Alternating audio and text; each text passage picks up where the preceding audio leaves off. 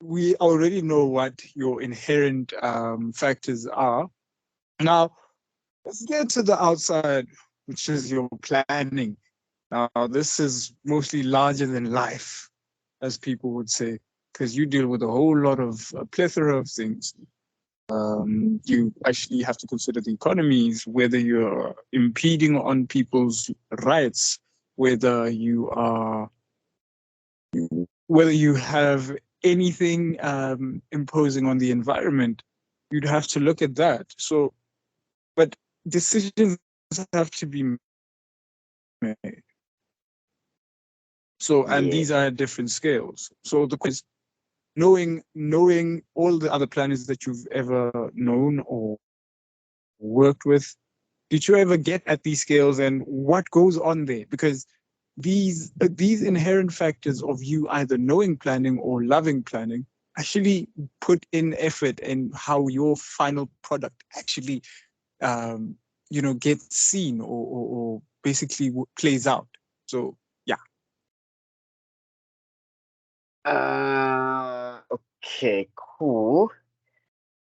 Just give me a sec in terms of how I articulate my answer. Okay.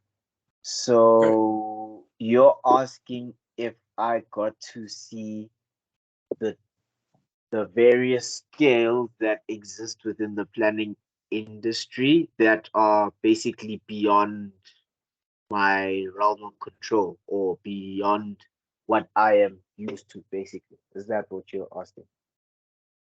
Yes, we could say that. Yeah. Alright. Cool. So, yes, I have experience in dealing with the various scales by seeing how us as planners make decisions. And scale definitely does play a factor, it does play a role because your decisions effectively are informed by a lot of what you are involved in, right? So, for instance, I will give you an example right now.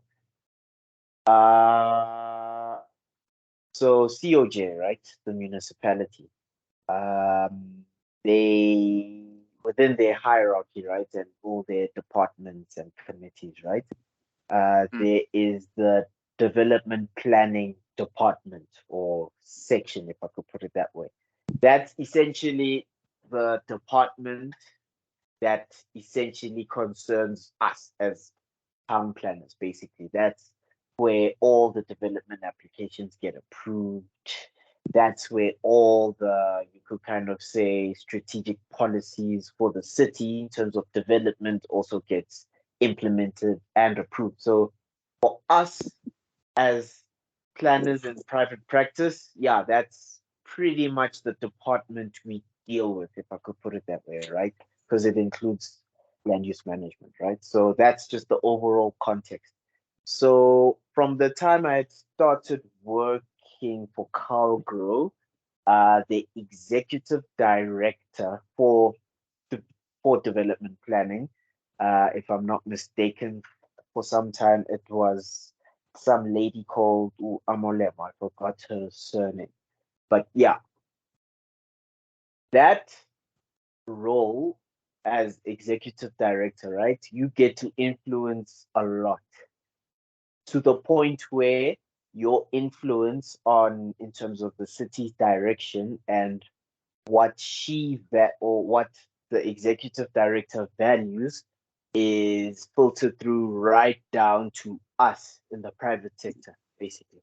So, to make an example, she was not really, I don't want to say in favor of developers, basically. Her whole thing was that developers just need to abide by what the city needs, basically. So if the city says you cannot develop beyond this boundary, full stop. that's it. There is no concession or room for negotiation to try and see other alternatives. It was always black and white for her. That was her leadership style. That was essentially how she influenced that entire department throughout her term. So yeah, that definitely impacted us as developers in a negative light because we have certain properties that need to cater and deliver certain housing needs, right? But now, if someone at that level is influencing a lot of the policy that goes against what we need to provide, it does kind of hamper us, and as a result, hamper the economy. That means less people can't. That means more people can't get the houses that are required for that area, etc., etc. So her term ended eventually, just after COVID. It ended, and the new ED was put in place. Now, this ED, so yeah, ED is short for Executive Director, just so you're aware. This Sure. new ED has experience with developers. In fact, to the point where one could say he's actually pro development. So, a lot of us in the private sector see this as a win. So, you can just kind of see how the politics are at play here. So, his whole MO is that the city needs to assist the private sector as much as possible to deliver housing, to deliver services, because he acknowledges that the city doesn't necessarily have capacity to try and meet all these needs, things like urbanization rates and, more people need housing, etc., etc. So his whole thing is let's assist the developers as much as possible.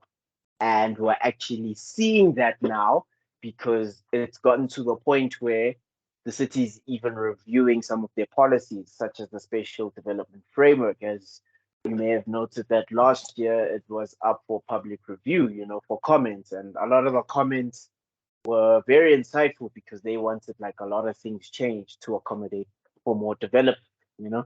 The other thing is that we can also see it in the policy of the urban development boundary. So I don't know if you're familiar with the urban development boundary, but it's essentially the boundary where it dictates where we can develop and not develop.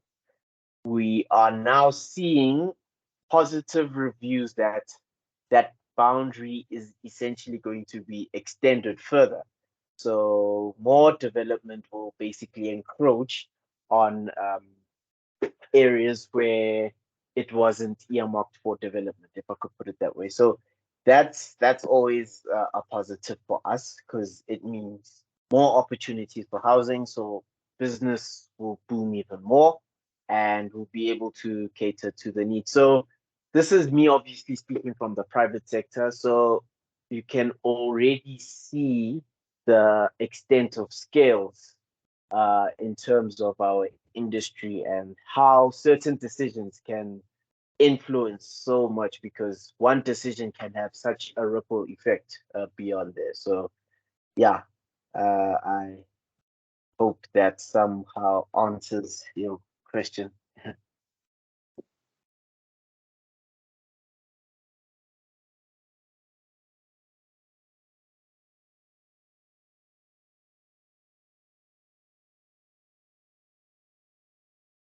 Okay. Just didn't want to cut you off there. Am I audible? Oh, Yeah, you're audible, but yeah, I still appreciate the messages in the chat.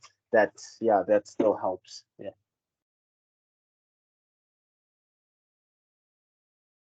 Cool. So, do you want me to answer this, or do you still want to speak on this first?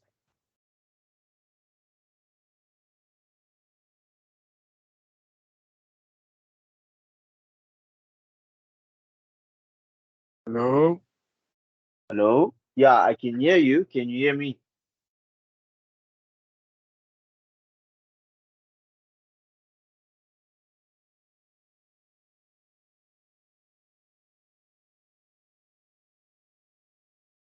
Wait, where are we now? Because it just can't.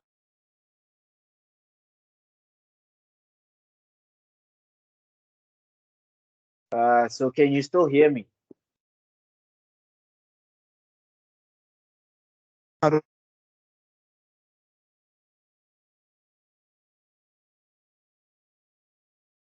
All right, I'm sending messages in the Yeah, chat just in case.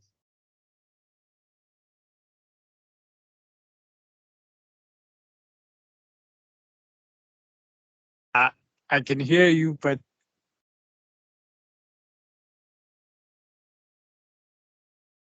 that keeps cutting. Okay, should I respond in the chat?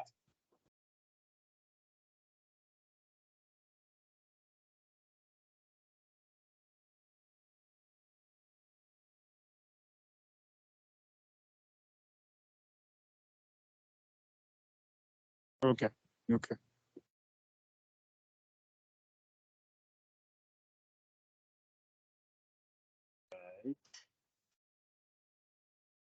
Uh, okay. Let me see if I can type this one out.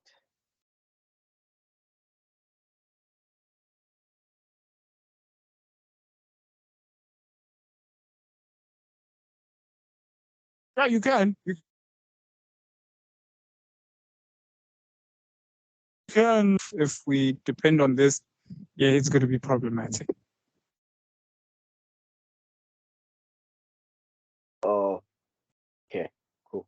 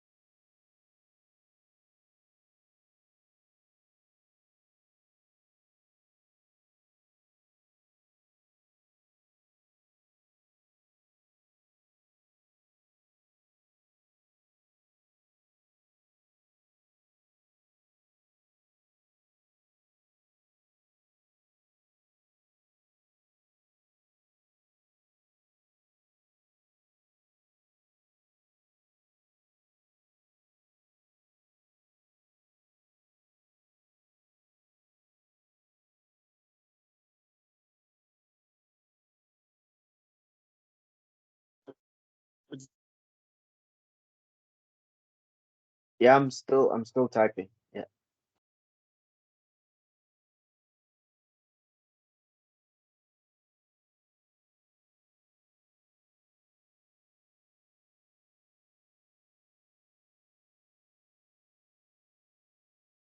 Just to check, am I still audible?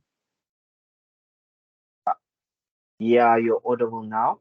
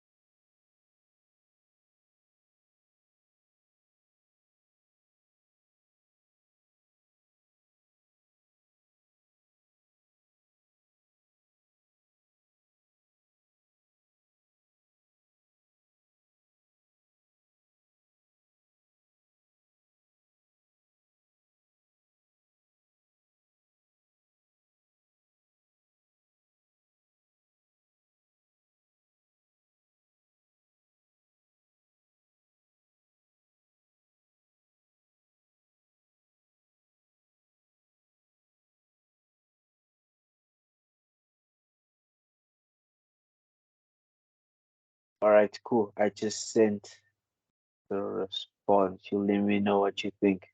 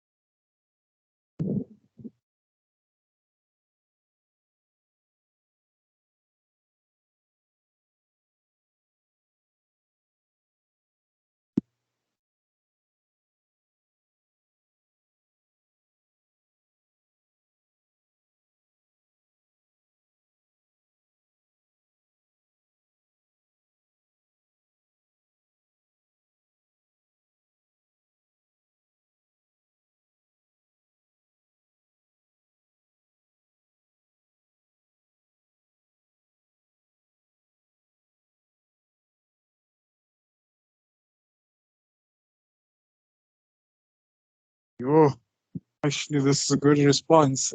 Um, yeah, I actually had a perception of planning. Wait, before I even answer, am I even audible?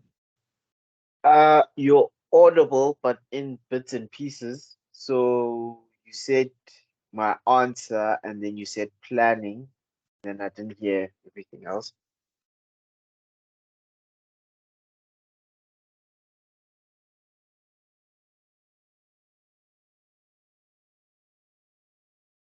Okay, I'll try using in the chat again. Okay, cool.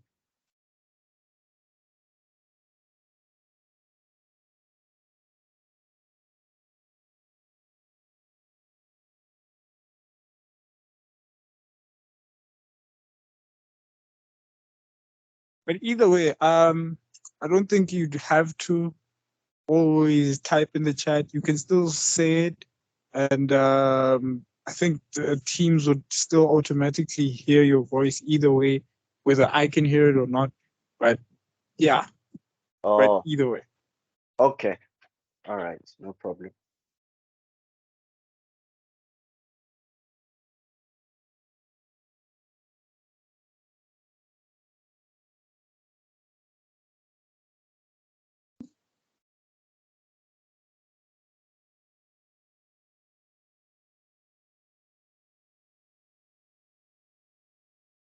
Yeah. Okay, but I'm just